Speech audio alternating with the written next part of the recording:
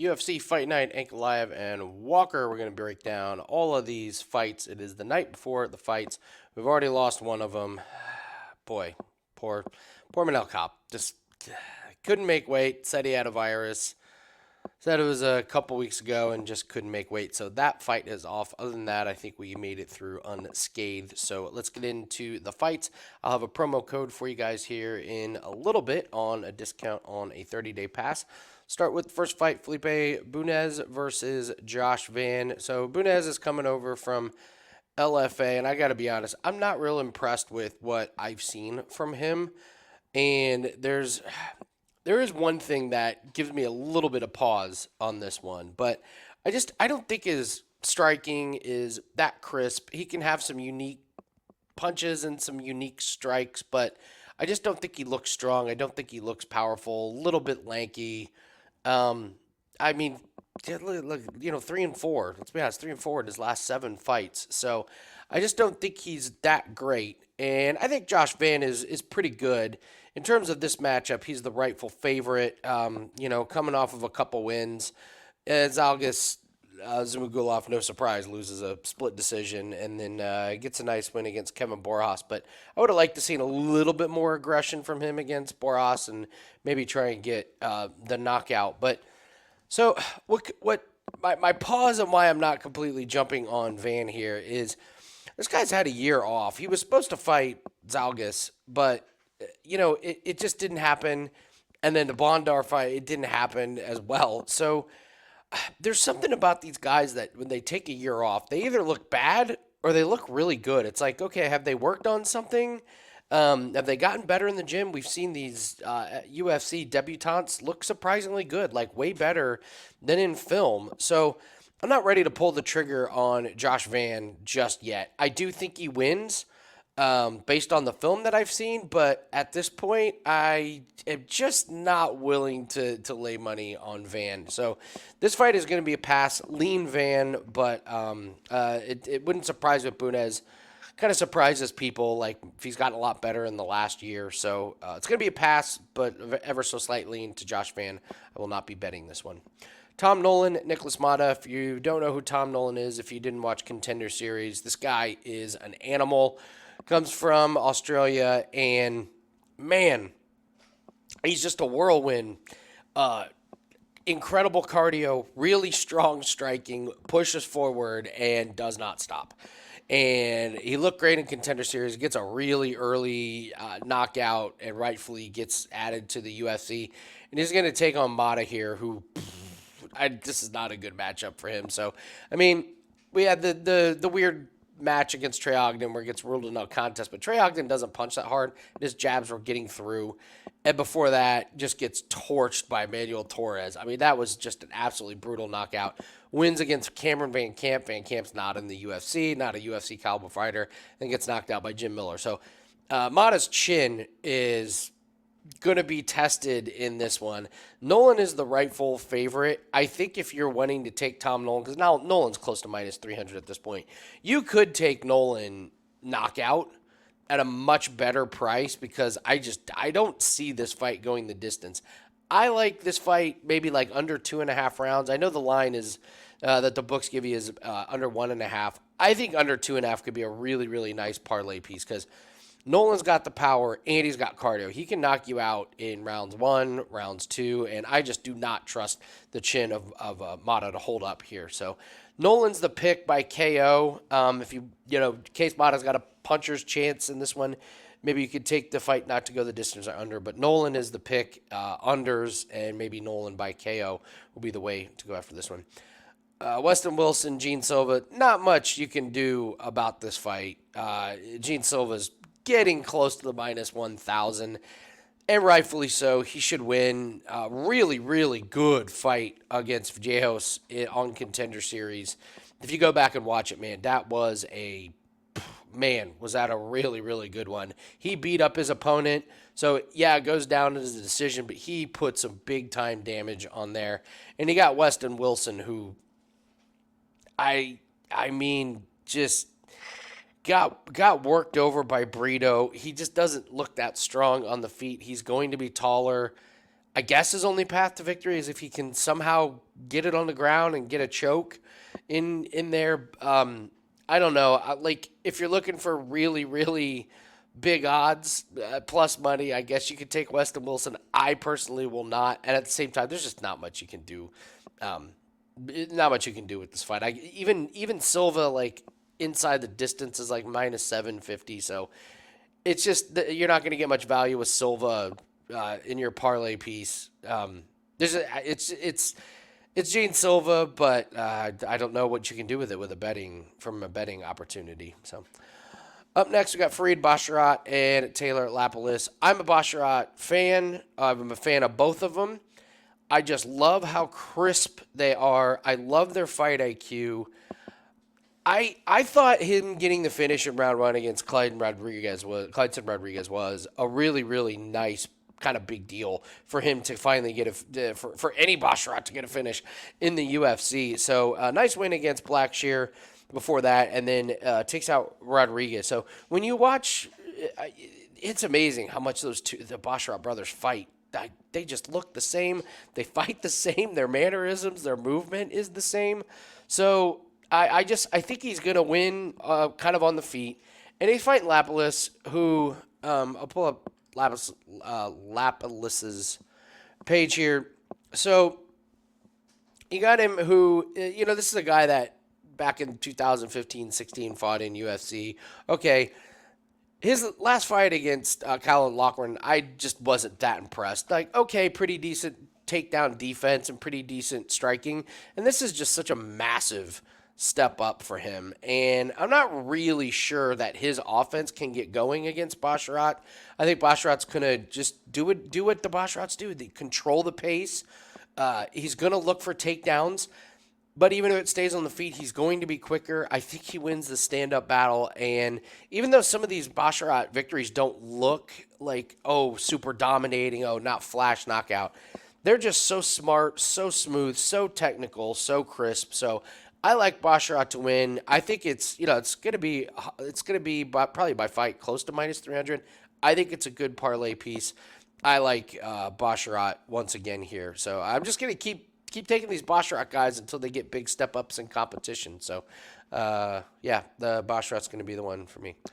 Marcus McGhee and Gaston Bolanos. So, we look at Bolanos. He's 7-3, but it's a little deceiving because this guy has a lot of Muay Thai and kickboxing fights on his record, and that's what he is. And we see him, he lost in Bellator. And, he does get the win against Aaron Phillips. That was a nice win for him. What I like about him is he's going to be the quicker and the better striker in this fight, I believe. I like Marcus McGhee. He's tough. He's durable. He's done what he should do in his last two fights, which is finish Journey Newsom and finish JP Bays. I know JT Bays sucks, but he did what he's supposed to do, which is get the finish. I just think this is a pretty big speed disadvantage, and I like Bolanos to win this fight as the underdog here. So McGhee, Bolanos' weakness is going to be his takedown defense, but if he's fast enough and can deliver the damage and slow McGhee down, McGhee's not the fastest guy in the world. If he can slow him down with his striking and avoid that early takedown, I think he can extend this fight and win it on the feet. I also like that against Aaron Phillips, Bolanos had a little bit more gas tank left, so maybe he's got a little bit of a cardio advantage. So if we're looking at underdogs, I like Bolanos here over Marcus McGhee. I like McGhee. I think this is kind of a tough matchup for him. Now, if McGhee shows that he can take him down in the first round, forget about it. It's going to be McGhee all day. But I'm going to take Bolanos to kind of weather the early storm, lay enough damage, use his speed, circling around to stay out of the danger area for McGhee. So I'll take Bolanos as this little sprinkle here on the underdog. Matthew Semelsberger and Preston Parsons. Very, very close odds. I believe at the time of recording this, Semelsberger is going to be like around the minus 130. Preston Parsons plus 110. And I like Preston Parsons in this one. So he's 10-4 as a pro. And this was a really tight matchup against Trevin Giles. It was a really good fight. Before that, Evan Elder, he gets the win. Before that, he did get knocked out by Daniel Rodriguez, but this is Parsons is going to push forward, and he's going to try and push Semelsberger up against fence, and he's going to try and take him down. He's going to want to wrestle. He's going to want to clinch. He's not going to want this to be an at range, kind of rangy, kind of fight, because I think that's Semelsberger's big advantage here in this one.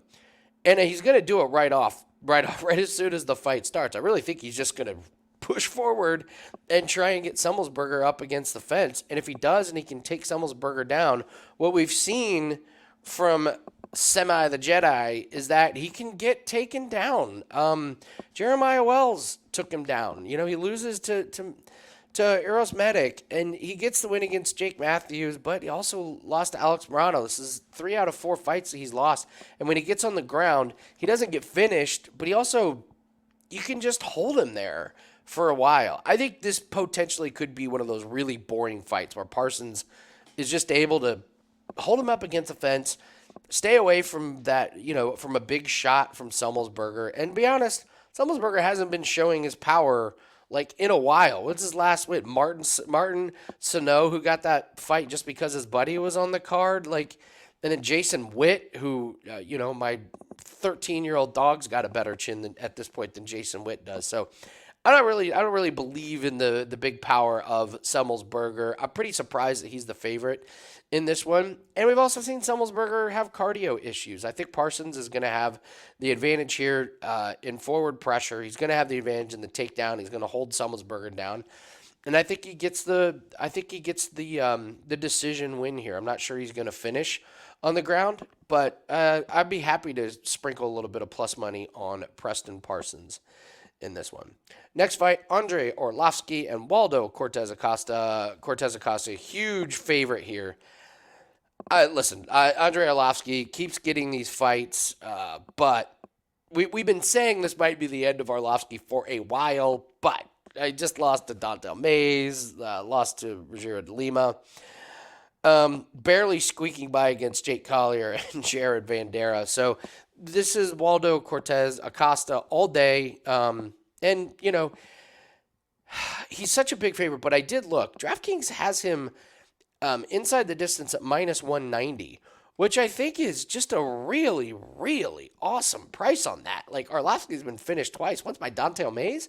So I think Cortes-Acosta can absolutely get the finish on Arlovski, who just seems to, at this point, gas by the second round. So we're looking at Cortes-Acosta. He's coming off of a knockout win, and even though he didn't finish Sherman or Vanderaa, he does have a finish on Contender Series. He lost to De Lima, and listen, Chase Sherman and Jared Vanderaa, obviously they're not the best in the world, but they do have better cardio than Arlovski. So I think this is a really, really nice match for Cortes-Acosta to get a win, and the only way you can play it is inside the distance, which I would feel fine with taking that based on what we've seen. Arlovski just keeps getting these fights, keeps getting these paydays there.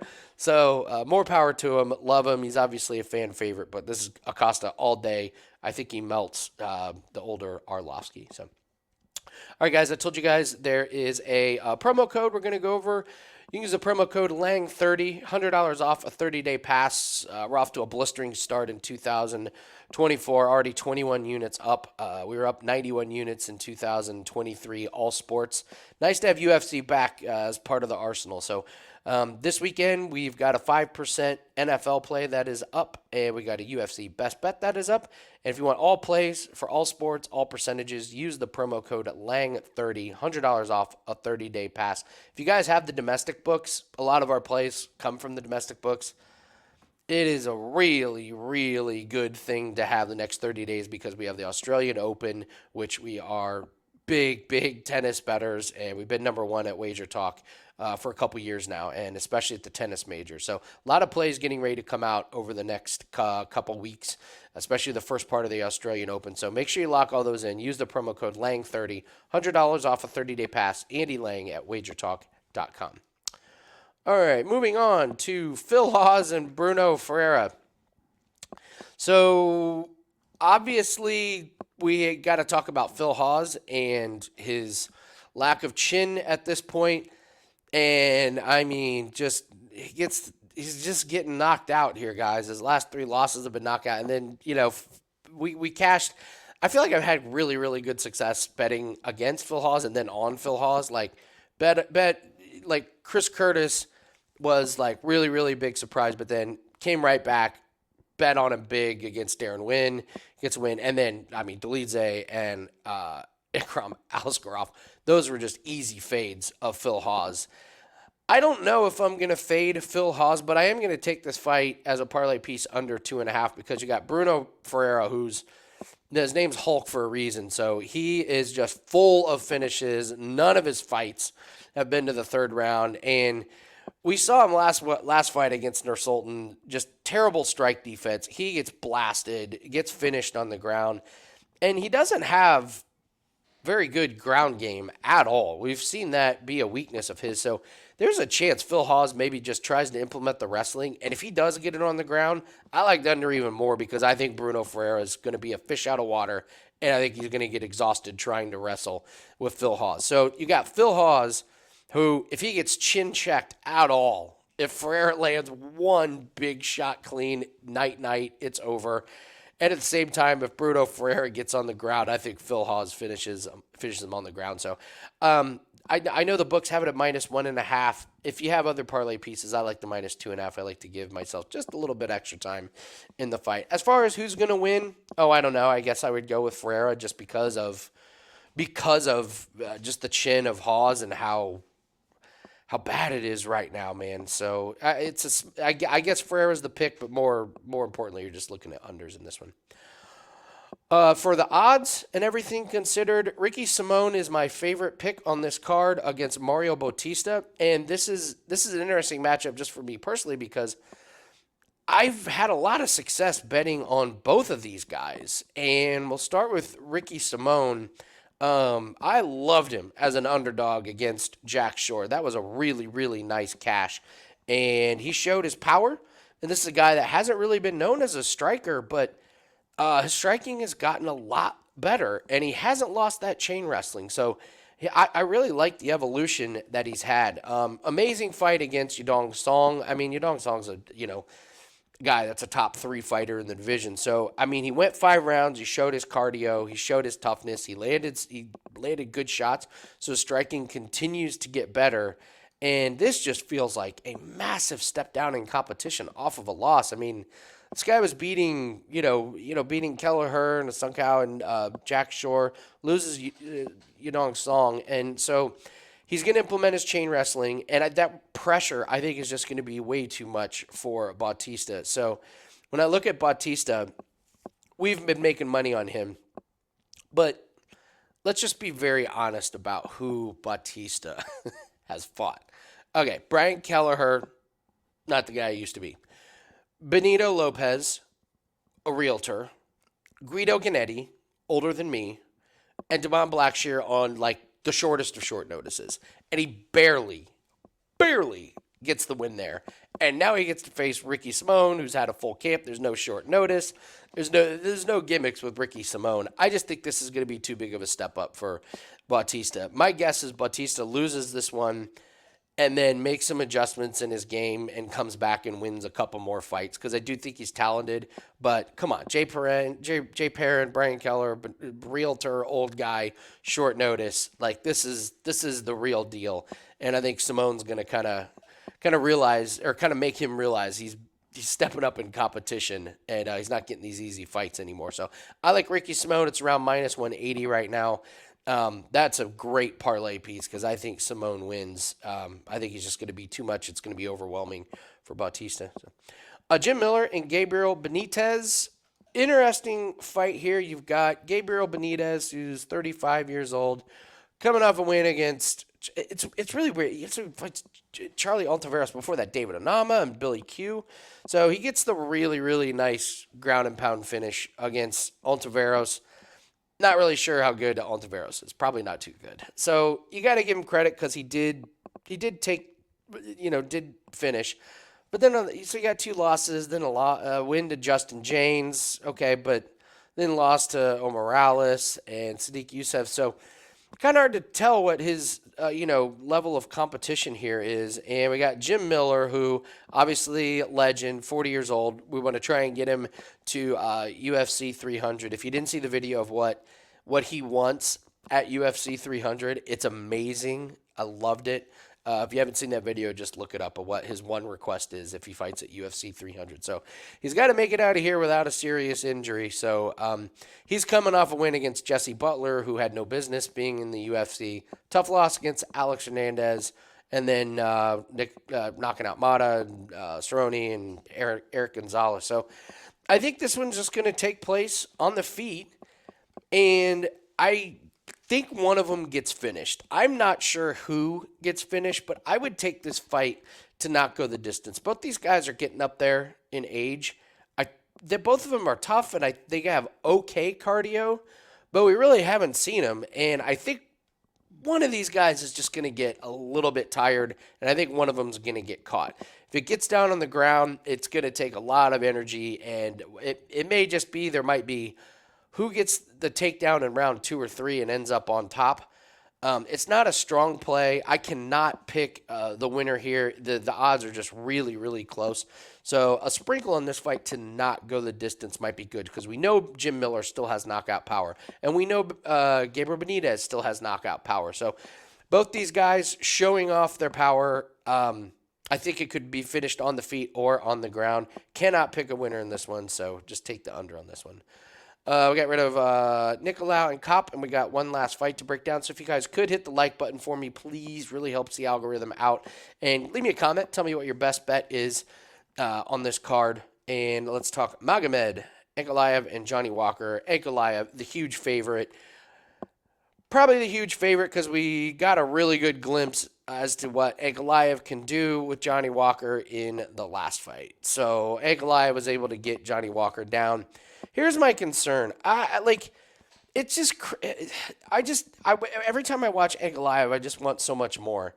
And it just feels like it's very clear to everybody that's watching what Ankalaev should do, and then he just doesn't do it. Like, you're watching him and you're like, you keep getting kicked in the leg. Can you check a leg kick? Or can you, switch stances? Or like, okay, this guy has no takedown defense. Can you just take him down and hold him down there?